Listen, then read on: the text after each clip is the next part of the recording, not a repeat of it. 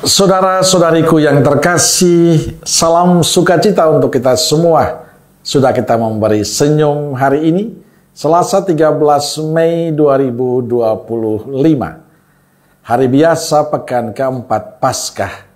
Kita awali permenungan kita dengan tanda kemenangan Kristus. Dalam nama Bapa dan Putra dan Roh Kudus. Amin. Permenungan kita diambil dari Injil Yohanes bab 10 ayat 22 sampai 30.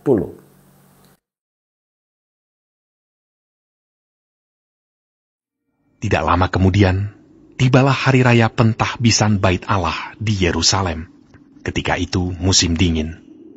Dan Yesus berjalan-jalan di Bait Allah, di Serambi Salomo. Maka orang-orang Yahudi mengelilingi dia dan berkata kepadanya, "Berapa lama lagi engkau membiarkan kami hidup dalam kebimbangan? Jikalau engkau Mesias, katakanlah terus terang kepada kami." Yesus menjawab mereka, "Aku telah mengatakannya kepada kamu, tetapi kamu tidak percaya. Pekerjaan-pekerjaan yang kulakukan dalam nama Bapa-Ku, itulah yang memberikan kesaksian tentang Aku. Tetapi kamu tidak percaya, karena kamu tidak termasuk domba-domba-Ku. Domba-dombaku mendengarkan suaraku, dan aku mengenal mereka, dan mereka mengikut aku.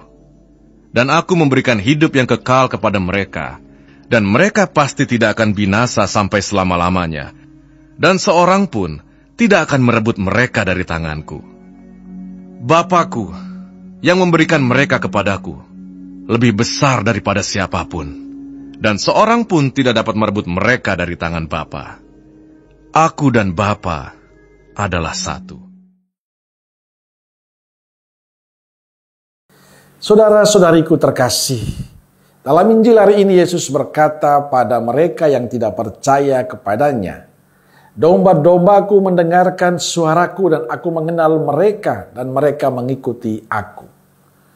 Aku memberikan hidup yang kekal kepada mereka dan mereka pasti tidak akan binasa sampai selama-lamanya. Dan seorang pun tidak akan merebut mereka dari tanganku." Yesus mengatakan ini karena mereka tidak percaya padanya. Mereka bukanlah dombanya. Penegasan Yesus ini menunjukkan bahwa dia adalah gembala kita dan kita adalah kawanannya. Yesus adalah gembala yang baik yang mengenal domba-dombanya dan mau menyerahkan nyawanya untuk domba-dombanya. Domba yang mengenalnya akan mendengarkan dia. Karena Yesus adalah gembala yang baik, maka kita sebagai dombanya hendaknya menjadi domba-domba yang baik pula. Domba yang baik akan senantiasa mendengarkan gembalanya, mengikuti apa yang dikehendakinya. Namun dalam kenyataan hidup kita sering tidak menjadi domba yang baik. Karena kita tidak mendengarkan suara Tuhan. Kita lebih sering mendengar suara-suara lain yang menyesatkan. Kita lebih peka akan suara-suara yang lain yang menjauhkan kita dari Tuhan. Kita lebih mudah menanggapi suara-suara lain itu. Dan kita mengikuti dan mentaati suara-suara yang menyesatkan itu. Suara Tuhan kita abaikan. Itulah yang dilakukan oleh orang-orang Yahudi.